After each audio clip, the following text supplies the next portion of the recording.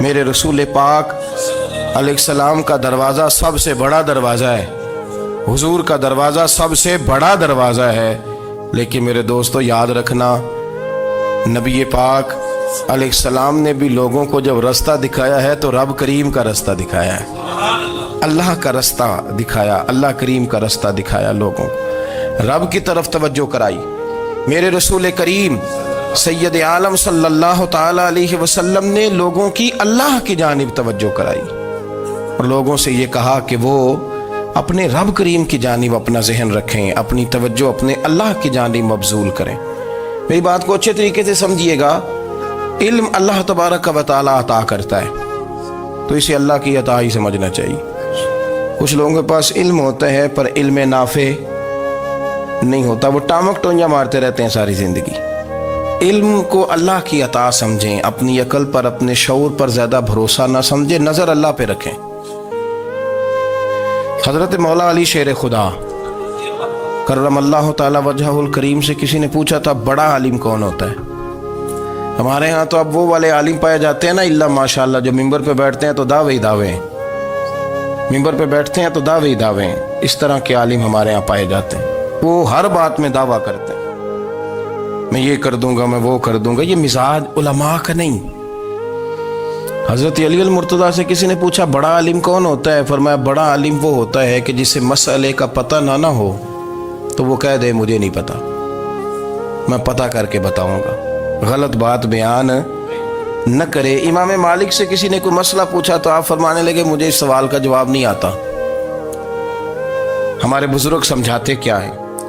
وہ کہنے لگا آپ اتنے بڑے امام ہیں تو اس سوال کا جواب نہیں آتا۔ فرمانے لگے اگر مجھے ہر سوال کا جواب آتا پھر تو میں خدا ہوتا، مجھے ہر سوال کا جواب نہیں آتا، مجھے تو اتنا آتا ہے جتنا میرے رب نے مجھے عطا کر دیا ہے۔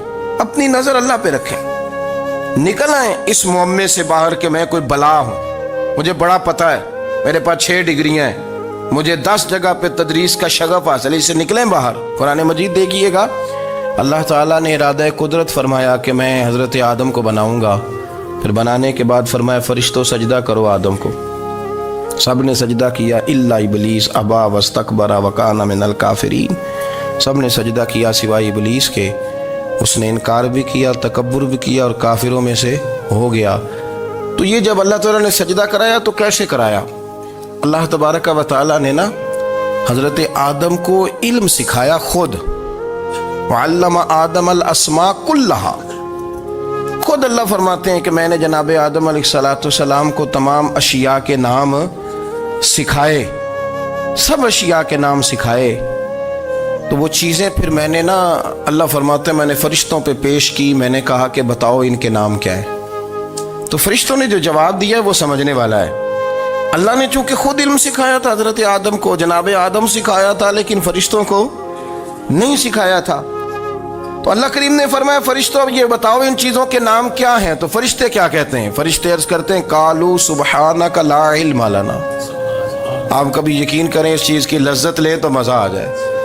کہا قالوا سبحانک، کہنے لگے تو پاک ہے، قالوا سبحانک، کہنے لگے تو بھئی آدم علیہ السلام کو نام سکھا لیے، پھر فرشتوں کے سامنے وہ چیزیں پیش کر کے کہا ان چیزوں کے نام بتاؤ، تو فرشتے کیا کہتے ہیں؟ کہتے ہیں قالوا سبحانک، تو پاک ہے، لا علم لنا، ہمارے پاس کوئی علم نہیں، الا ما علمتنا، ہمیں تو اتنا پتہ ہے جتنا تو نے ہمیں سکھا دیا، ہمیں تو اتنا پتہ ہے جتنا تو نے ہمیں، لا علم لنا، ہمارے پاس کوئی علم نہیں ہے، اتنا ہی پتہ ہے جتنا تو نے ہمیں سکھا دیا ہے، اس سے زیادہ ہمارے پاس علم، اور یہ کیوں تو نے ہمیں جتنا سکھایا اتنا پتہ ہے۔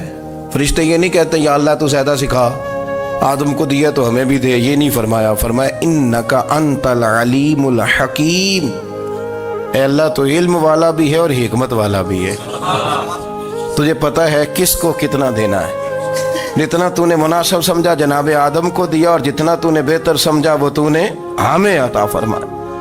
تو اگر آپ کے پاس علم ہے، کہیں نالج ہے، اس کو اللہ کی عطا سمجھیں۔ ہمارے ہاں بہت سارے لوگ بن کے بیٹھ جاتے ہیں، میں اکثر کہتا ہوں کہ پھر وہ دعوے کرتے ہیں میرے علاقے والے جاہل ہیں، میرے شہر والے جاہل ہیں، میرے خاندان والے پڑھے نہیں، یہ آپ کا دعویٰ ہے، یہ آپ کو خراب کر دے گا۔ ہم نے بہت سارے ایسے لوگ دیکھے جو بہت بڑے عالم تھے، لیکن اللہ جب لینے پہ آیا تو عقل ہی لے گیا، شعور ہی چلا گیا، حافظے ختم ہو گئے۔ آپ دیکھتے ہیں بڑھاپے میں کچھ لوگ ایسے ہوتے ہیں کہ جن کو یہ بھی یاد نہیں رہتا کہ میرا نام کیا ہے، میں کہاں ہوں، مجھے کدھر جانا ہے۔ تو اس وقت سے اللہ کی پناہ مانگیں اور اپنی نظر اپنے رب کریم کی جانب رکھیں، اللہ کی جانب اپنی نظر کو مبذول رکھیں۔ دوسری بات، علم کے بعد ایک چیز آتی ہے جس کا نام ہے ہدایت، جس کا نام ہے تقوی، جس کا نام ہے پرہیزگاری، جس کا نام ہے عمل، عبادت، ریاضت۔ یہ بھی اسی وقت ہی نصیب ہوتی ہے جب میرا رب کریم نصیب فرما دیتا ہے۔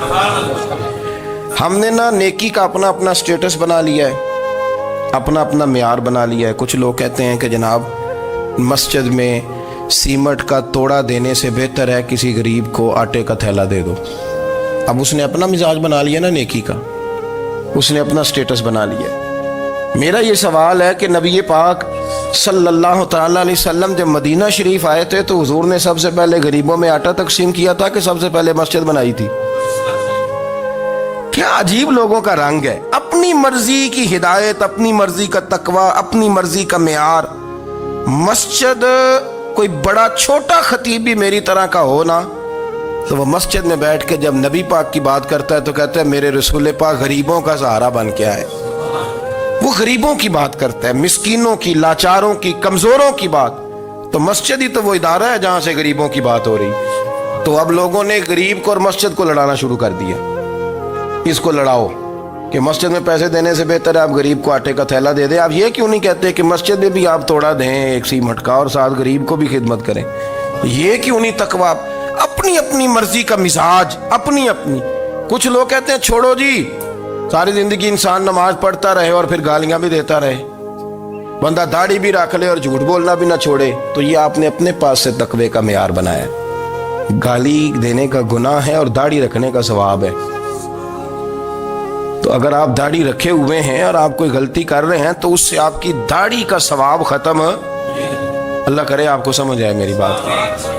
آپ کوئی غلطی کر رہے ہیں، داڑھی کا ثواب اس سے ختم، وہ اپنی جگہ پہ قائم ہے چیز۔ اپنی مرضی کا کیوں تقوی کا معیار بناتے ہیں؟ تقوی کا مزاج اپنی مرضی کا نہ بناؤ، اللہ کی بارگاہ سے دعا مانگو کہ یا اللہ ہمیں ہدایت کا نور عطا فرما، اللہ تو ہمیں رستہ دکھا، تو بتا کہ ہدایت کیا ہے۔ تو رب فرماتا ہے اللہ ولی الذین آمنوا، اللہ مومنوں کا مددگار ہے، یخرجہم من الظلمات الی النور، وہ انہیں اندھیروں سے نکالتا ہے اور نور کی طرف روشنی عطا فرماتا ہے۔ اندھیروں سے نور کی طرف اللہ لاتا ہے۔ اللہ ولی، اللہ مومنوں کا ولی ہے، وہ انہیں اندھیروں سے نور کی طرف نکالتا ہے۔ ہدایت ہمیشہ اللہ کی طرف سے سمجھے۔ جب وہ نماز کی توفیق دیتا ہے تو اپنے فضل سے دیتا ہے، جب وہ ذکر کی توفیق دیتا ہے تو اپنے فضل سے۔ ہم سمجھتے ہو جی فلانا نہیں پڑھ رہا بڑا بیوقوف ہے، فلانا نہیں پڑھ رہا، تو تم کیا اپنی عقل کے زور پہ پڑھ رہا ہے؟ میں جی اللہ کے فضل سے 2 سپارے پڑھتا ہوں، تو کس پہ احسان کرتے تو 2 سپارے پڑھ کے رویا کر کہ اگر مالک تو بڑا قریب نہیں۔ بڑے لوگ ہیں جن کو پورا قرآن حفظ ہے پر انہیں پڑھنے کی توفیق نہیں، تو انہیں فضل کیا اور مجھے توفیق دے دی ہے پڑھنے۔ رویا کر، پڑھ کے رویا کر، راتی ساری کر کر زاری، وہ نیند اکھاں تھی توندے تے فجرے اوہی گناہگار کہاون سب تو نیوے ہوندے۔ مہربانی کریں، ڈریں، نیکی کریں تو پھر ڈریں، پھر احساس پیدا کریں، پھر اپنے اندر وہ کمزوری لائیں کہ توبہ توبہ مجھے تو پتہ ہی نہیں، تو جانتا ہی نہیں۔ حضرت سیدنا امام اعظم ابو حنیفہ رحمۃ اللہ تعالی علیہ کے ساتھ ایک شخص کہتا میں نے نماز پڑھی، تو عشاء کی نماز تھی۔ یہ جو لوگ بڑے ہوتے ہیں نا، جن کے پیار کرنے والے بڑے ہوتے ہیں، ان کے گرد خوف بھی بڑا ہی ہوتا ہے، انہیں بڑا ڈر لگتا ہے، بڑی بعض اوقات آزمائش ہوتی ہے ان کی۔ عشاء کی نماز کہتے پڑھی تو امام صاحب نے نا عشاء کی نماز میں تلاوت کی آیتیں فَمَن يَعْمَلْ مِثْقَالَ ذَرَّةٍ خَيْرًا يَرَهُ وَمَن يَعْمَلْ مِثْقَالَ ذَرَّةٍ شَرًّا يَرَهُ، فرمایا جو ذرہ برابر خیر کرے گا وہ بھی قیامت میں دیکھے گا، اور جو ذرہ برابر شر کرے گا وہ بھی قیامت میں اس شر کو دیکھے گا اس کے سامنے آئے گا تو وہ شخص